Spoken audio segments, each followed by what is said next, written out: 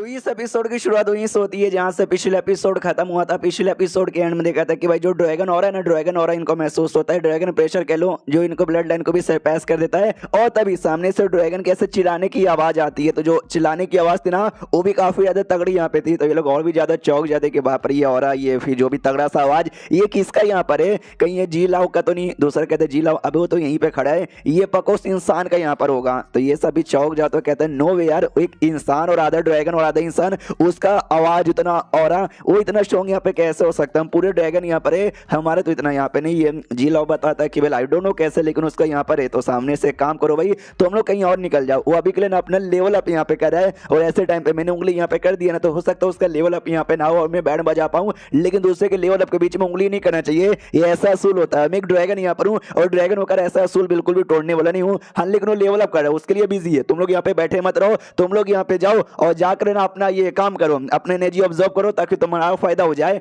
वो लोग कहते हैं हम लोग कर लेंगे, आपका क्या, आप क्या करोगे। ये कहता मैं यहीं पे रुकूंगा, तो बाकी निकल जाते हैं। जी लाओ यहीं पे रुका हुआ था, उसके दिमाग में डाउट आता है कि मैं कई हजार साल से भाई प्रैक्टिस करूं तो जाके मेरे ड्रैगन का पावर इतना बढ़ा, लेकिन ये लड़के का जो कि अभी अभी पॉइंट में आया और इसका पावर इतना जल्दी बढ़ गया। यार ये तो गलत बात है यार, इनको ऐसा करना नहीं चाहिए। राइटर तेरी माँ की, उसका यहाँ पे आते यान कहीं और जहाँ पे भाई हो रहा था जिससे उसका पावर भी बढ़ जाता है, बॉडी का साइज भी बढ़ जाता है, और ये भी एक एंशियो ड्रैगन बन जाता है। और यान के नोटिस करता जो पंख मेरी बॉडी से झड़ गया था ना, सारे के सारे पंख भी वापस यहाँ पे आ रहे हैं। हालांकि ये पंख अभी ज्यादा स्ट्रॉन्ग यहाँ पे नहीं है, लेकिन मुझे अच्छे से कल्टीवेट करना, जिससे जो पंख है और भी स्ट्रॉन्ग बन जाएगा।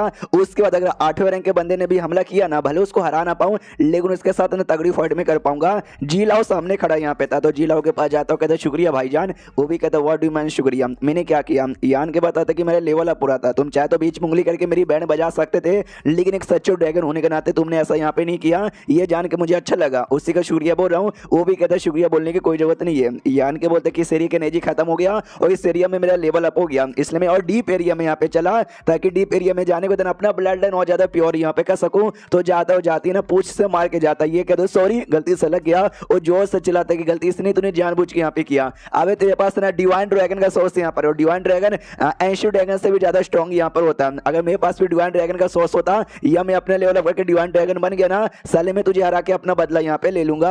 अब यहाँ पे आते यान के और जो कि और भी ज्यादा डीप एरिया में आ जाता है, जिसके बाद ना वही और ज्यादा फायदा होता है, ब्लड लाइन और भी ज्यादा इंप्रूव होता है। अब ये एंशियो ड्रैगन बन चुका है, तो जाहिर सी बात है जो टाइम की पावर है ना, ये और भी आसानी से कल्टीवेट यहाँ पे कर सकता है। तो बड़ा खुश यहाँ पे था। और डीप एरिया में हमने देखा था एक सफेद ड्रैगन पहले से मौजूद है, उसको भी आइडिया लग जाता है कि यार इस लड़के को अवॉइड करने के लिए मैं काफी डीप में आ चुका था, लेकिन ये और पीछे पीछे डीप में यहाँ पे आ रहा है। यार ये तो गलत बात है, इसको सबक सिखाऊं क्या। छोड़ो यार, मैं और भी डीप एरिया में जाता हूँ, अगर ये और ज्यादा डीप में आ गया ना, तो जाके इसको मैं सबक सिखाऊंगा।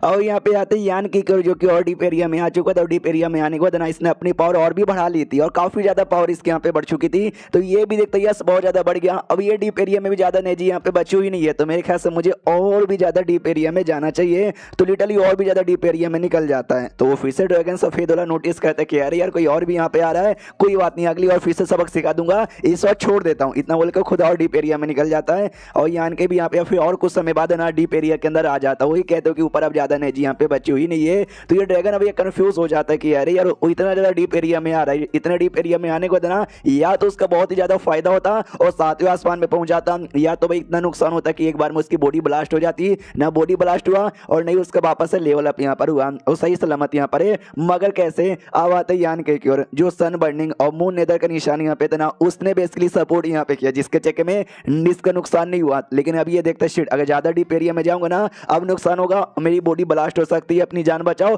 और निकलो। तो ये वापस जाने को तैयार था। तो फाइनली वो जो सफेद ड्रैगन है ना, वो सामने आ जाता और कहते बच्चे हे ये तूने अपनी औकात यहाँ पे दिखा दी, अब बेटे तू तो गया। तो यान के भी देख के डर जाता है कि ओ माय गॉड, अगर मेरी पावर यहाँ पे 7000 है, तो इनकी पावर 10,000 यानी मेरे से ज्यादा है, और कुछ ज्यादा स्ट्रॉन्ग है। लेकिन ये है कौन, तभी याद आता है आने से पहले हुआंग ने कहा भी था कि हमारी ड्रैगन क्लैन में एक ऐसा ड्रैगन यहाँ पर है जो डिवाइन ड्रैगन बनने से एक कदम दूर है। इन शॉर्ट हमारे पूरे ड्रैगन क्लैन का सबसे स्ट्रॉन्ग ड्रैगन है, और फू गुआंग उसका उसका नाम है और ये फू गुआंग ही है। तो यान कभी कहता है सीनियर फू गुआंग नमस्कार, वो कहता है नमस्कार के बनाबती और डाल ले अपने पिछौड़े में तो कौन से क्लैन से बिलोंग करता है। हाँ, तो हमको बताया जाता है कि ड्रैगन क्लैन में 3 फैमिली यहाँ पर है, फू फैमिली, जू फैमिली और साथ ही में जी फैमिली, और सबका अपना अपना अलग ब्लड लाइन है, लेकिन यान के उनमें से किसी फैमिली से बिलोंग नहीं करता। वही नोटिस करते हैं इसकी जो पावर है यान के की और 7000 के आसपास यहाँ पर आ चुका है, 1 साल के अंदर कल्टीवेट करके यानी को ज्यादा तेजी से डेवलप कर रहा है। यानी कि बता था केवल मैं इंसान यहाँ पे था और लकी था जिसको ड्रैगन सोर्स यहाँ पे मिल गया, जिसके चक्कर में ड्रैगन की पावर आई और मैंने अपने आप को इंप्रूव यहाँ पे किया।